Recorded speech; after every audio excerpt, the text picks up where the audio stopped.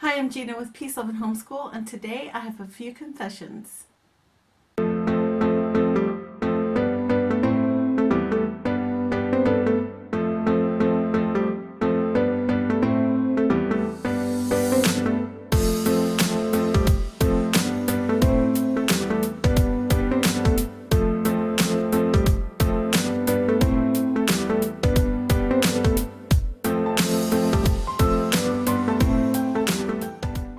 Today's video is Homeschool Confessions 2018. It's a collaboration with Ingrid from Mommy and Mia Homeschool Chronicles and April from The Simple Rugged Path. There are several other mamas that are joining in on these confessions, so if you'd like to watch their videos as well, I will link them up here in the iCard, so don't forget to check them out. Hope you don't mind me cozying up in my favorite quilt.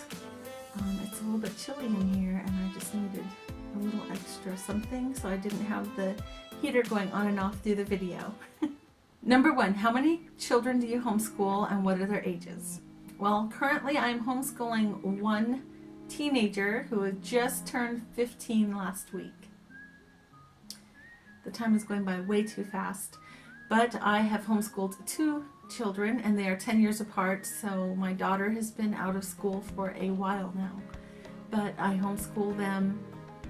Well, I homeschooled my daughter since 1st grade and my son has been homeschooled his whole life. Number 2, what is your homeschool schedule?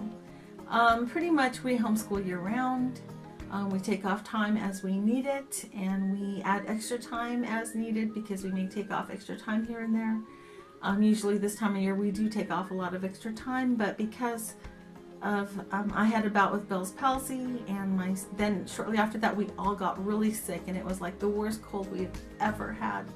So we took off a lot of extra time this year, so we don't have much room for that now. But pretty much, yeah, just year round. Sorry, make a long story long. Oh, and also we do usually homeschool 4 days a week, not 5, and that's another reason we do year round, because we used to have co-op 1 day a week. Now that's not all the time, but we also visit my mom and dad because I do feel it is important for my son to have an active relationship with his grandparents. So we do take that time out since my parents do live in the area, and we work on fostering that relationship. Number 3, are you planning on taking a holiday break or do you have a holiday schedule? We don't have much time to take off, but we're going to focus our homeschool around the holidays.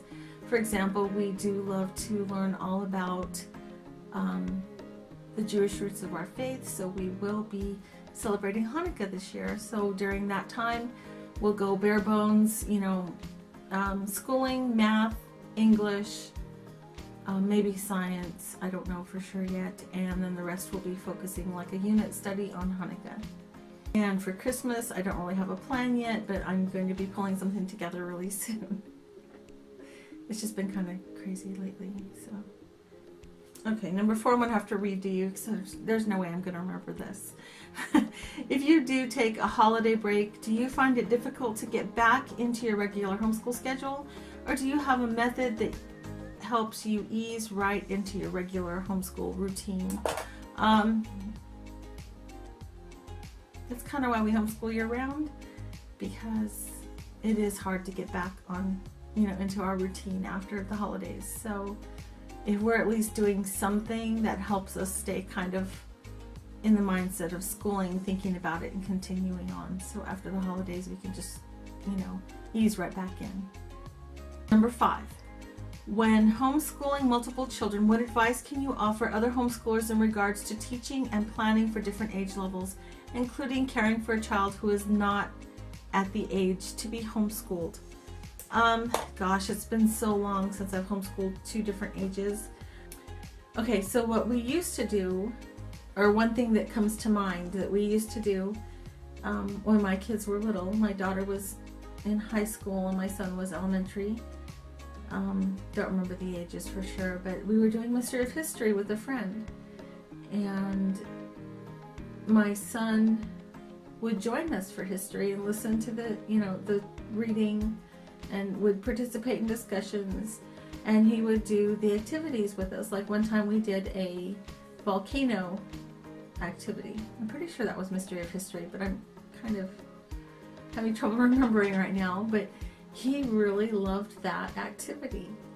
I mean, he was just all gung-ho and probably even more interested in it than the teenagers. Another thing we used to do is when we did physical science with my daughter, general and physical science, he always participated in the science experiments. He didn't always know what was going on or anything, but that really piqued his curiosity and he wanted to know more about science. So don't discount that your kids might be too young to join in on the older kids' teachings, because they will pick up what they can. They're like little sponges and they will remember things. So those are some of his favorite memories, and they're some of my favorite memories too, of all of us doing everything together, even though my kids were 10 years apart. Number 6, all children are unique learners and have their own learning styles. So when it comes to homeschooling multiple children, do you use the same homeschool approach with each child? For me, I did. The same homeschool approach worked for each child. I had I believe my daughter's ADD. We didn't go in, get medicine, all that, but I believe she is ADD. And my son is just very hands-on boy, you know, so I don't know, it just worked for both of them. I never even had to even worry about that.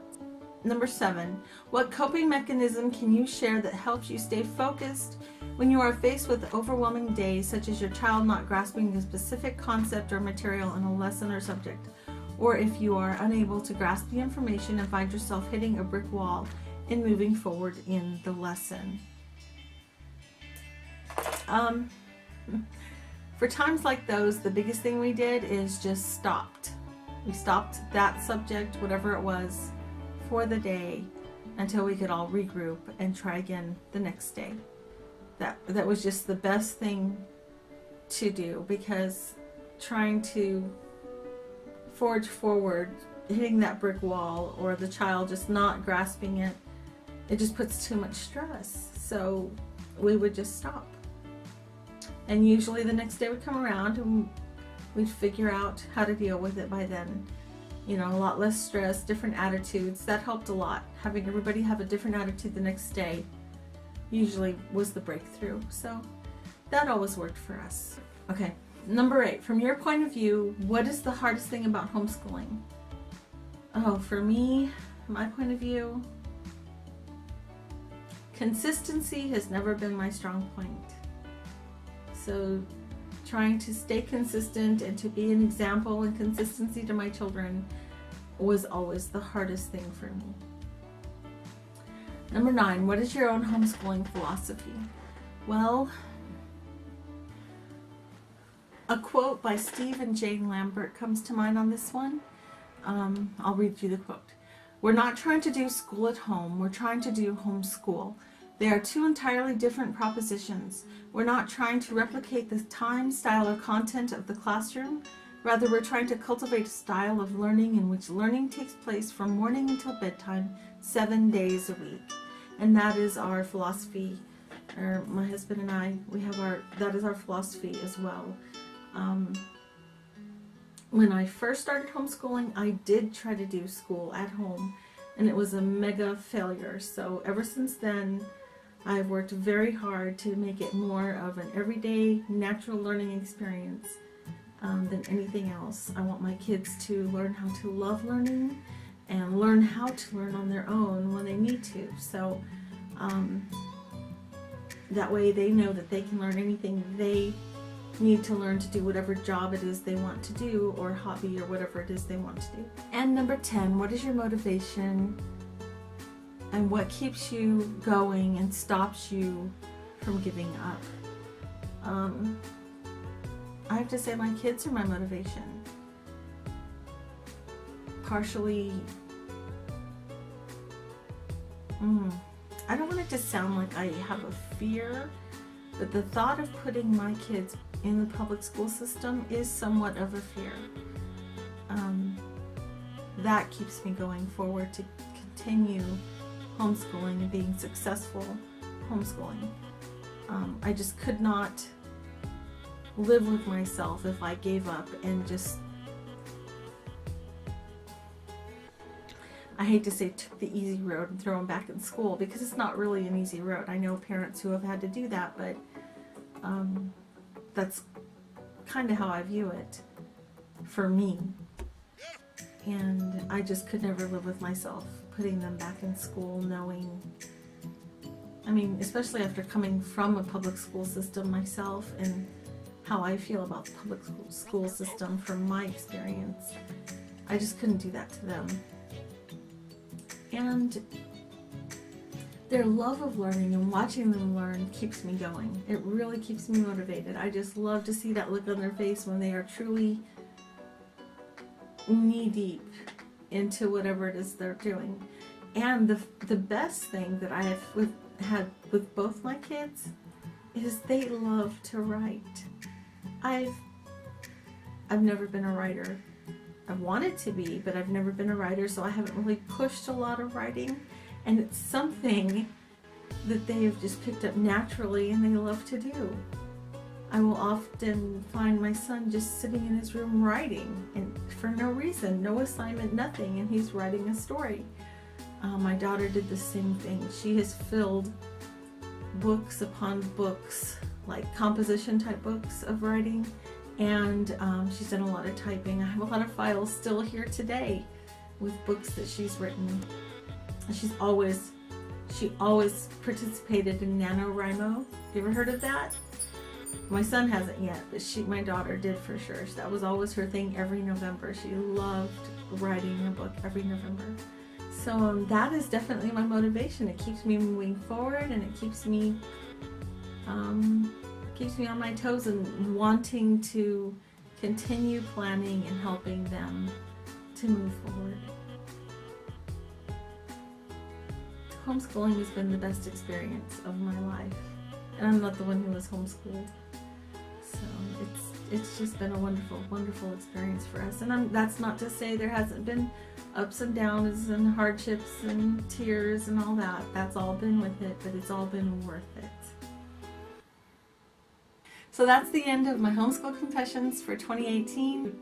Don't forget to check out the other channels involved in this wonderful collaboration, especially Ingrid from Mommy Mia Homeschool Chronicle and April from The Simple Rugged Path.